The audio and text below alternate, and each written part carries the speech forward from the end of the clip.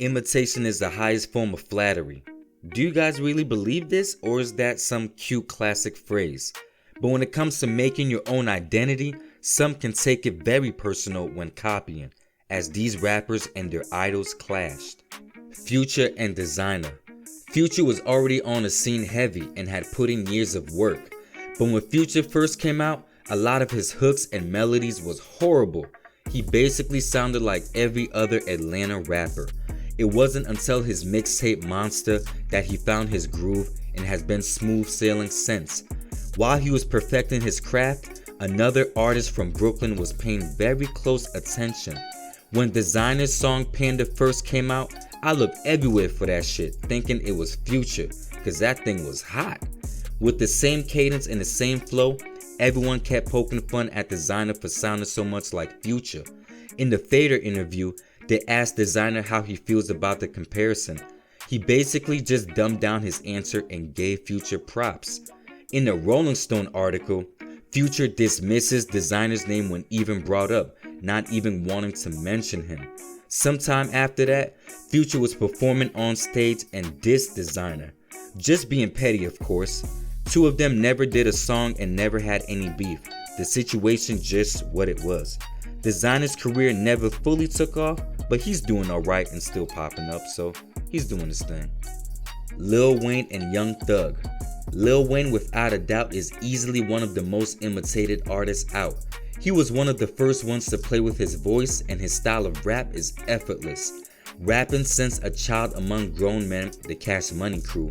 It wasn't until around the Carter 1 and Dedication that he really took off. In 2007 alone, he recorded over 100 features. From rap to pop to whatever, this nigga was everywhere and at his peak Wayne. His influence was spreading all over, but a Young Thug took it to heart about his admiration for Wayne.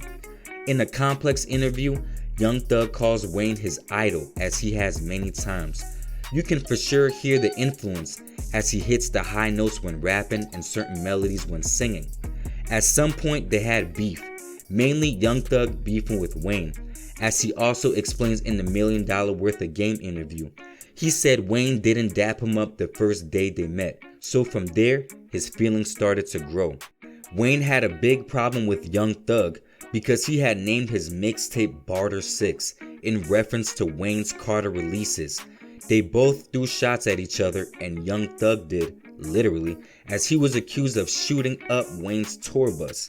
Eventually they would do a song together, but that shit was weak as hell. Man, that's just the rap game for you. Ghostface, Killah, and Action Bronson. Another legend versus a new schooler. Ghostface has always had a very distinguished voice, high-pitched and somewhat slow, but still killing the bars. And for the longest, he was the only one with the sound. That was until Action Bronson, a white rapper? I'm sure that kinda had to play a part in their issues.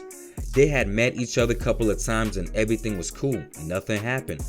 It wasn't until Action Bronson went on ESPN and was asked about the similarities between him and Ghost, and he said he's not rapping like this no more, which Ghostface took as a diss. Ghost would later respond in some videos, and one time, Action was even confronted by one of the Wu-Tang members and made Bronson leave the premises before some shit went down. Nothing else happened and nothing more was escalated. The pattern I notice in all these is that people take being copied very offensive. No matter how they dumb it down, there's always some underlying feeling. And the students who copied just want to be embraced by the originator, and somehow that always goes left as well. That's why it's good to craft your own lane. No master wants the students to outshine them. Maybe some do, but yeah, you know.